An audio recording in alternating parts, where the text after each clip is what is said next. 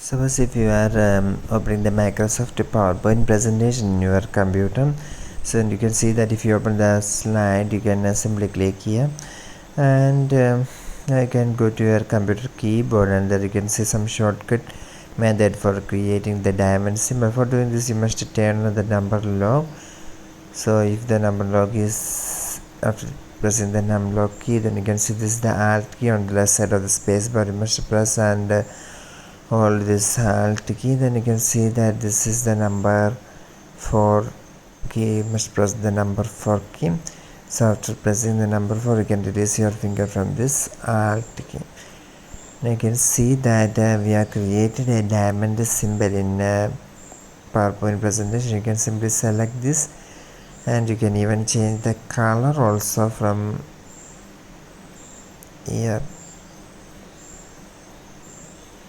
So you can simply change the color from here.